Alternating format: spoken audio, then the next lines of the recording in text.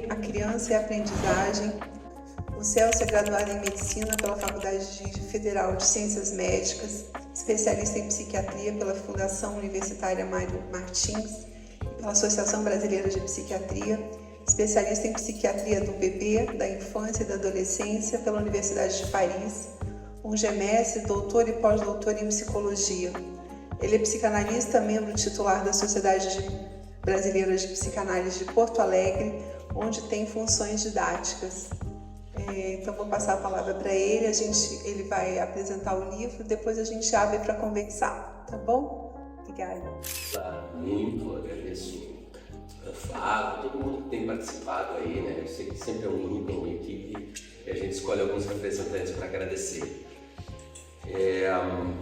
Eu tinha preparado um PowerPoint, né?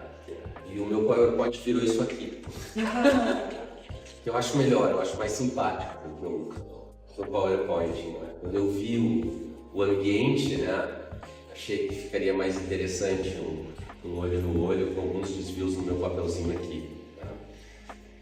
Então, esse livro foi escrito nos últimos poucos anos e ele é uma espécie de prestação de contas a um legado que eu recebi, venho recebendo, né?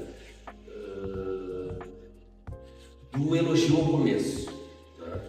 E do mundo dos bebês, e do mundo do começo, da nossa constituição subjetiva, né? Algo que vem fazendo, participando, vivendo há muitos anos, assim, né?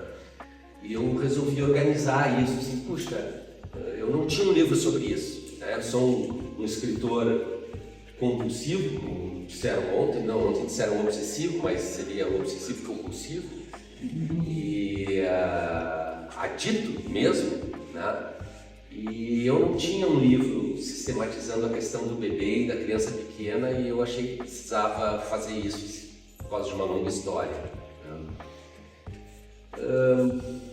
Essa história, eu acho importante falar da história, ela começa lá nos anos 90 e eu acho que ela começa quando eu, nos anos 90, assim, com 20 médios anos, tento sair de casa, da casa dos meus pais, e meio que não consigo, assim, né?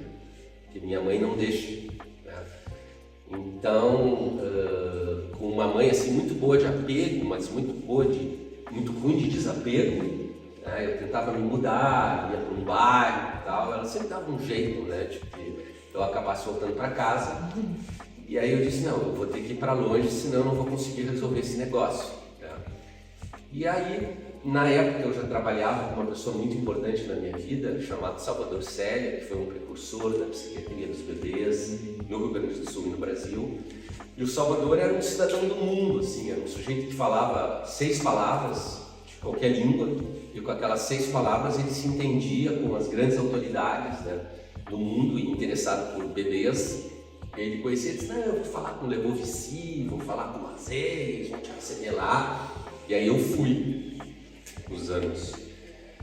Na época tinha uma música do Premeditando Break, uma banda maravilhosa lá de São Paulo, que eu acho que representava muito bem a minha história, chamada Conflito de Gerações, em que um pai chama o seu filho, né, e diz, tá, como é que tu vai fazer na vida, né? Tua irmã mais velha já cresceu e tu tá aí arrogante, fazendo versos, tocando violão. Era meio eu naquela época também, fazia medicina, interrompia a faculdade e ia fazer outras coisas, música, poesia. E nessa música ele diz assim, o pai chega e diz assim, meu filho, eu sei que tu és novinho, tu só tens 30 anos, né? Mas bom, já está na hora, né? Então era um pouco a voz do meu pai me dizendo isso e a voz da minha mãe me puxando. E eu peguei minhas malas e fui num tempo que não tinha WhatsApp, não tinha Uber, não tinha celular. Tinha celular nos anos 90. Né? E aí tá, aluguei um quartinho, fui trabalhar com o Mazei, com o Lebovici e tal. E aí um dia eu toco o telefone, era minha mãe. Assim. Minha mãe é uma historiadora, publica muitos livros também. E ela disse, meu filho, tu não sabe o que aconteceu. Eu disse, o que aconteceu? Eu acabei de descobrir uma formação de história em Paris. E eu vou aí para Paris. Eu disse, olha mãe, tu me avisa quando vai, porque eu acabei descobrindo em Tóquio. Chegar em Paris, eu estou transferindo para Aí ela nunca foi, essa separação foi feita e aí eu pude trabalhar com o Mazê, eu pude trabalhar com o Clovici, eu pude trabalhar com o Bernardo, né? E aquilo foi uma experiência muito marcante para mim, meio ao acaso, assim, né? E eu acho que eu presto contas a essa história aqui também no livro, né? Agora, quando eu ia fazendo o livro, né, e eu sabia que iria se chamar o Elogio ao Começo, eu pensava assim, não, eu não quero fazer mais um livro, né, eu quero fazer o meu livro. Né? Eu acho que a gente sempre tenta dar um toque pessoal naquilo que a gente faz, pelo menos a gente tenta. Então eu pensava assim, o que esse livro pode ter de uma marca pessoal, de alguma coisa diferente dos livros que eu venho lendo há tantos anos sobre bebês. E lá eu pude reencontrar uma coisa que foi marcante. Desculpe que eu estou contando a história da minha vida, que vocês me acordaram sábado de manhã para ouvir as minhas lamúrias aqui pessoais, mas eu acho que tem algum toque no livro, porque aconteceu uma coisa muito importante que eu acho que foi marcante. Nunca é à toa o que a gente vai fazer, né? Tem sempre uma história por trás, a gente conhecendo ou não conhecendo. Mas quando eu tinha 4, 5 meses de idade, o meu pai tinha uma Kombi, que era o máximo de ter uma Kombi, né, naquela época, né? E a Kombi era uma coisa sensacional, mas ao mesmo tempo era uma coisa muito perigosa, né? E uma determinada noite, meu pai estava com a minha mãe na Kombi e eles sofreram um acidente, um sujeito bêbado estava passando e bateu de frente ali, né? E foi um acidente muito feio, assim, que fez com que eu tivesse que me separar da minha mãe por vários meses, porque ela ficou hospitalizada, ela teve que fazer várias cirurgias, reconstituição de nariz, um monte de coisa que aconteceu. E depois, isso eu não lembro, né? Ela volta para casa totalmente curativos, um rosto deformado, e dizem que eu também fiquei muitos meses com medo dela, que eu me escondia embaixo da mesa da cozinha quando ela chegava daquele jeito. E eu reencontro essa história quando vou fazer esse livro, que é a história de um bebê, enfim, que precisa, por um trauma, um incidente da vida, um acidente da vida, ficar esse tempo separado. Então eu acho que essa marca tem no livro, que é a marca de poder escrever sob esse ponto de vista, né? Eu sou apaixonado pela literatura da psicanálise do bebê, da psiquiatria do bebê, mas às vezes eu acho ela um pouco dura, um pouco fria, um pouco teórica. Então eu fiquei muito contente de ter essa intenção de escrever algo que pudesse ser um pouco mais carnal, um pouco mais ardente, né? Um pouco mais vivido. Então essa marca eu tentei dar no livro. Há uma segunda marca que eu tento fazer no livro, que é, e eu uso para isso ali um poema de um poeta lá da minha terra, chamado Paulo Ecker Filho, chamado Todas as Idades, em que ele diz, ele está falando da transferência, né? Ele não sabe, não é psicanalista, mas ele está falando da transferência. Então ele diz assim, já tive 2 anos, já tive 6 meses, já tive 15 anos, né? Trago em mim todas as idades, continuo perdendo tudo que perdi, continuo ganhando tudo que ganhei. Né? E isso né? A gente não perde idades, a gente acumula idades. Né? E esse é o grande trunfo da psicanálise, que quando a gente recebe alguém, a gente não recebe alguém daquela idade. Né? A gente recebe alguém que carrega todas as idades e que vai transferir todas as idades, desde que a gente possa captá-las e percebê-las. Né? Então o livro também tem essa marca, que é a marca de como a gente trabalha o bebê e a criança no adulto. E a gente não é muito preparado para isso. Tá? O ser humano é muito treteiro, né? Muito treteiro, muito narcisista. O ser humano, estou me incluindo, a gente é assim, né? Então fica esse conflito, psicanálise dos adultos, psicanálise da criança, brigas sérias, né? Que acabam gerando um certo preconceito até com o psicanalista da criança e o psicanalista do bebê. Não, isso não vale, só vale o après-coup, só vale o a posteriori, o aqui e agora não tem muita importância, né? E um dos efeitos negativos disso é que nas nossas formações, estou dando uma opinião pessoal, e nos nossos trabalhos, a gente acaba ficando pouco treinado e pouco sensibilizado para ver aquele aqui e agora que é transferenciado do bebê que está ali. né? Então o livro fala muito sobre isso, assim, ele tem várias vinhetas que eu estou trabalhando com pessoas de todas as idades e que aquele bebê reaparece, né? E que eu capto aquele bebê e a gente pode, digamos assim, relançar naquilo. Então o livro tem também essa batida, né? O livro fala também em alguns capítulos sobre a criança pequena, né? E lá eu consigo falar sobre outra experiência muito legal que eu tive lá na França, além de trabalhar com os bebês, que eu fui fazer isso que a Dani falou, as pesquisas e tal. Então eu trabalhei muitos anos lá, montando equipes em abrigos públicos. Já tive a oportunidade de vir aqui falar sobre isso. Crianças separadas dos seus pais, crianças traumatizadas, negligenciadas. E a gente criou equipes lá em que a gente tratava essas crianças, obviamente, ludicamente, e usando o conto, né? O conto infantil, um dos meus livros é sobre isso, né? E aquilo foi uma experiência fantástica, poder brincar com as crianças, o que também serve para todas as idades, né? Porque como é que a gente vai tratar um adulto se a gente não encontrar um espaço lúdico ali, uma brincadeira, algo prazeroso, né? Isso também é uma coisa que se perde nessa dissociação entre a psicanálise do adulto e do bebê e da criança, né? Porque daqui a pouco a pessoa acha que pode tratar alguém seriamente, né? E a gente não pode tratar outra besteira que eu estou dizendo aqui, né? Vocês me desculpem, eu contei minha vida, agora estou dizendo, não se pode tratar alguém seriamente, né? Mas eu acho que não se pode tratar alguém seriamente se a gente não encontrar um ambiente profundamente sério, de brincadeira e de algo lúdico, dificilmente a gente vai conseguir alguma transformação ali, eu acho. E aí eles começam a dramatizar a peça e eles chegam, os menininhos fazem os seus próprios, tchau mãe! E ela, tchau porra nenhuma, ninguém vai embora daqui. E eles, claro, não, ninguém vai embora. Eu quero nesse carro. Aí o outro diz, eu quero ver Dragão Z. Aí eu vou botar pra vocês Dragão Z e tal, né? E ficamos um ano, a gente contava a história dos Três Porquinhos e eles interpretavam uma mãe servindo os seus filhos, né? Sem casa de palha, sem casa de madeira, sem casa de pedra, né? E eu guardo essa história porque eu acho que essa história é muito representativa do que a gente fazia lá e do que a gente oferece numa análise, né? Que alguém possa transformar, né, a sua neurose num teatro, né? O como ser lá, né, do Winnicott, né? Poder chegar a essa figurabilidade, a essa simbolização, a esse teatro, né? E ficar repetindo isso, né? Até que a coisa deu uma arejada, né? Com mais recursos. Então isso também eu fiz lá, isso também aparece no livro, é outra parte interessante que aparece no livro, né? Que é o bebê do adulto.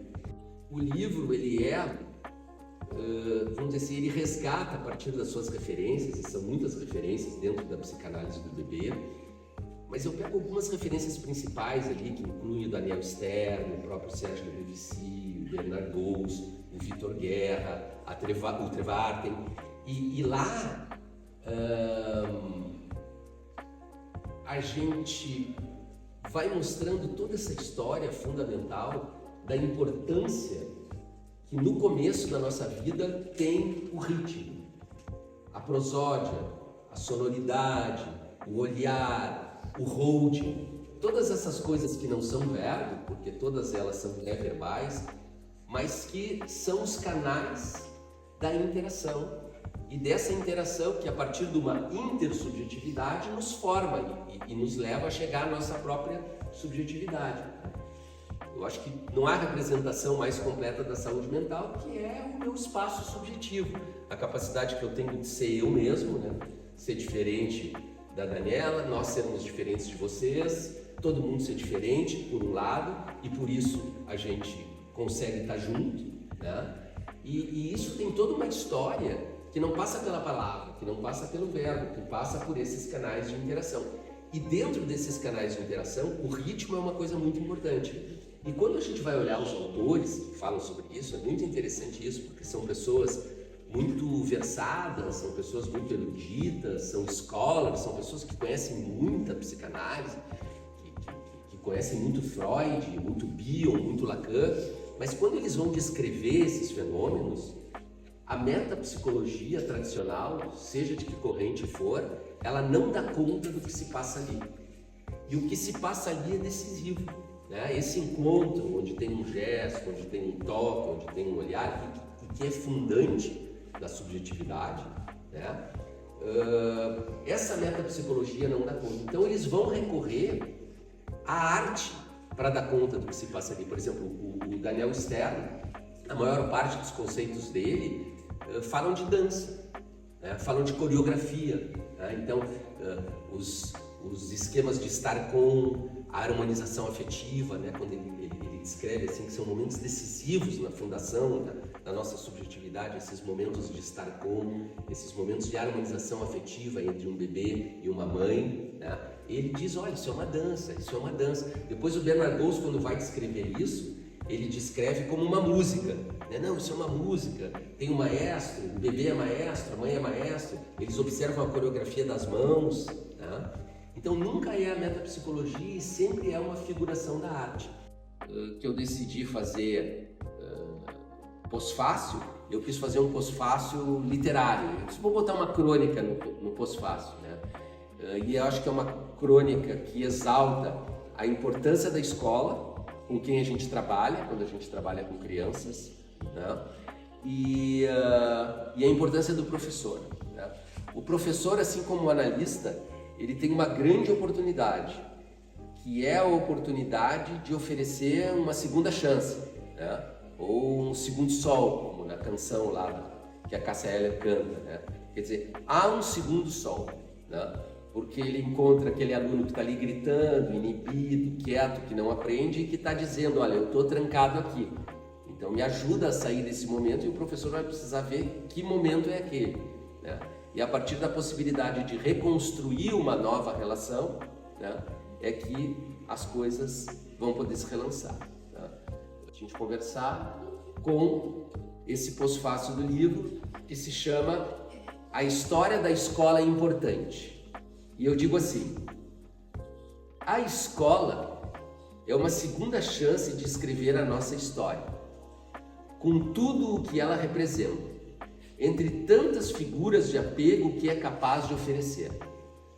O seu espectro amplo vai do fraterno, que são os colegas, ao parental, que são os professores e os demais funcionários da escola. Hoje volto a ela como escritor, participando de vários projetos de fomento à leitura, como o Adote um Escritor e o Lendo para Valer. Ali reencontro as minhas figuras de apego e me relanço ouvindo novas histórias. E, como disse um autor dos mais graúdos, nunca está pronta a nossa edição final. Dia desses, na Escola Municipal Emílio Meia, ouvi um relato que está ecoando em mim até agora. Ele me foi contado pela professora e bibliotecária Marisa Mota Ravanello, que me recebeu para o encontro do Adote. O caso se deu quando a Marisa trabalhava na Chapéu do Sol, uma escola pública de Belém Novo, onde também já estive fomentando leitores e apegos desses que nos relançam. A mãe de uma criança de 7 anos tinha mandado o filho para a casa de uma tia, no centro da cidade. Levou-o ao ponto de ônibus, na faixa de terra batida, deu todas as instruções ao rebento, mas algo falhou na comunicação. Ele desceu no ponto errado e ali se perdeu completamente. Tentando se achar, o menino pequeno andou a esmo pela cidade grande, indo parar na Medianeira, onde seu choro prolongado foi acudido por um policial. "Qual o seu nome?" perguntou o homem. O nome ele sabia, mas não o sobrenome. O mesmo valia para o da mãe e o do pai. O bairro em que morava, nem isso. O policial também ficou meio perdido e pensou em acionar o conselho tutelar. Nesta hora, foi orientado pelo menino, que falou com voz bem firme: "O nome da minha professora eu sei completo." Pronunciou inteiro, seguido do da escola, a quem o policial contatou de imediato. Foi atendido pela orientadora e daí a ser levado de volta para casa, foi esperar a primeira viatura disponível. O relato da Marisa me pareceu substantivo e dispensar explicações interpretativas, onde qualquer adjetivo sobraria.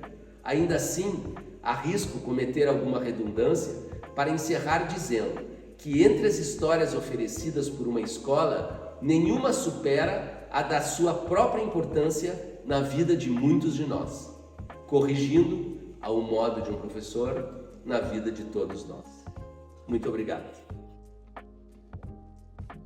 É muito bonitinho falar, né? A gente sabe que o nosso dia a dia é muito árduo, porque é exatamente isso que a gente vive no dia a dia, né? Uma história repetida, uma história pesada e que está ali perdida na sua própria prosa, né? Sem poder se abrir, sem poder perguntar sobre si mesmo, sem poder encontrar outras possibilidades, né? Aquela possibilidade que a gente tinha quando bebê, né? Que é aquilo que a Keila falava ontem na questão do conflito estético, né? do Meltzer, né?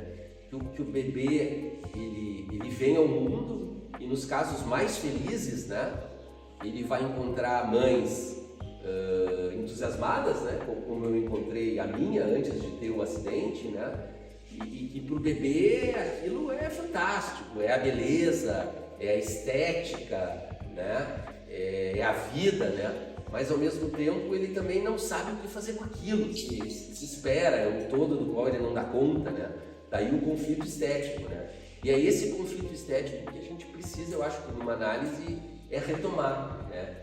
E no mundo da neurose ele está perdido, aquilo não é bonito, aquilo é chato, é sempre a mesma história, é sermão, né?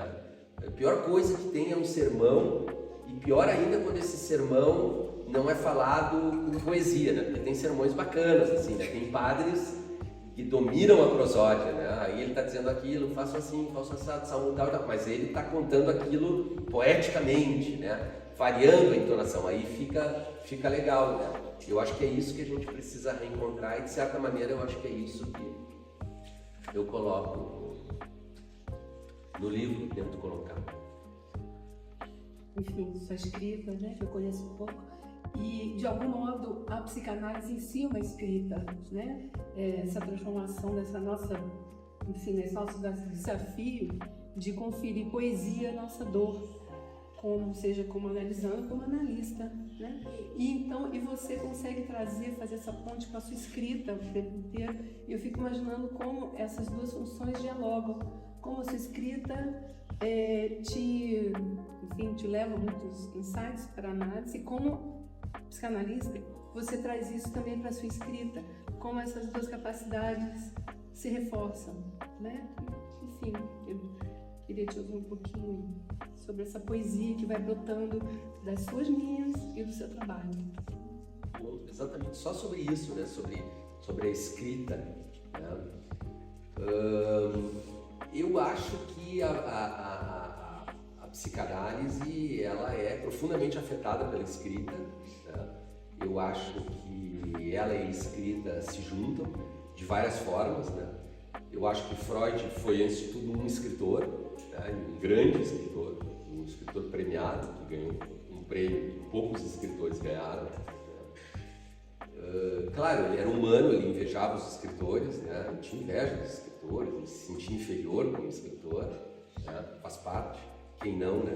Quem nunca. Mas, no fundo, ele era um excelente escritor e que vivia dos outros escritores, né? O Eduardo Gomes Mando diz, o Freud escrevia acompanhado, né? E eu gosto dessa expressão, né, de escrever acompanhado. Então ele escrevia acompanhado dos antropólogos, ele escrevia acompanhado dos psiquiatras, de outros psicanalistas quando começaram a surgir novos psicanalistas, seja para louvar, seja para brigar, né? E principalmente dos escritores, né? Dos dramaturgos, né? Do Shakespeare, do Goethe, né? Do Schnitzler, né? Do Jensen, né? E ele não escreveria o que escreveu se ele não conversasse com esses escritores e se ele não escrevesse. Os significados que isso pode ter, eu acho que são vários. Um deles é que a psicanálise ela também é uma arte, e eu acho que tu sintetizasse talvez o principal, né? Nós vamos precisar chegar num texto, né? A gente constrói uma história. É uma história oral, né? Boa parte das vezes, né? Mas também nas nossas formações nós somos convocados a escrever o tempo inteiro, né? A nossa formação ela é uma formação escrita, né? Então é relatório, é trabalho, isso isso nos sufoca, né? A gente fica com dificuldade de fazer isso, talvez porque realmente é difícil, né? A gente escrever, seja oralmente ou seja por escrito, né? Talvez, para mim, tentando responder a tua pergunta, eu acho que onde mais me ajuda é que eu vou escrever um texto, né? Hoje eu não tenho as fotos aqui, mas ontem eu estava ali, né? A gente estava falando, eu e a Keila conversando, então estava ali o Freud nos olhando, né? O Bion nos olhando, né? O Winnicott nos olhando, a Melanie Klein nos olhando, né? Eu sempre, para escrever um livro, né? O meu complexo de Édipo e o meu superior, eu disse, poxa, tu vai escrever o quê? Né? Diante desses escritos, o que tu vai trazer de novo, de mais interessante, de melhor? Absolutamente nada. Então, nessa hora, né, eu preciso, me desculpem pela expressão, mas eu preciso mandar a merda do superego, eu preciso mandar a merda todos os meus pais ali, matá-los e ir ao cinema, né, como dizia o cineasta, e dizer, eu vou escrever o que eu quero escrever. Né? E eu acho que esse é o grande desafio, né? Eu sempre falo isso nas oficinas de escrita, tipo, a gente acaba não escrevendo justamente porque a gente diz, o que eu vou acrescentar? Né? E poesia é pior ainda, né? Porque os analistas, ainda por cima, nem sempre escrevem bem. Tá? Não são grandes estilistas. O Freud casualmente era. Né? O Bion não, o Winnicott não. Escrevem muito bem, mas não são grandes estilistas. O Lacan então nem se fala, né? Um troço totalmente oral e babá e tal. Agora os poetas, então, eu vou fazer um poema, olha o que o Dante fez, olha o que o Milton fez, olha o que o Drummond fez, né? Mas ainda assim eu vou lá e faço o meu texto. E eu acho que isso vale para a nossa própria vida, né? De a gente ter a liberdade de fazer essa obra fantástica, né? Que é a gente mesmo, né? E a gente ser a gente mesmo é uma obra fantástica porque ela é realmente única. Né? A questão da poética, né? Porque a poética não é verso, né? O verso também é algo concreto, uma pedra, como outra qualquer. Né? A questão é se você enxerga naquelas pedras alguma coisa diferente, né? Então, acho que para nós psicanalistas, às vezes fica um pouco difícil. Ser poeta, né? Vamos ser poeta.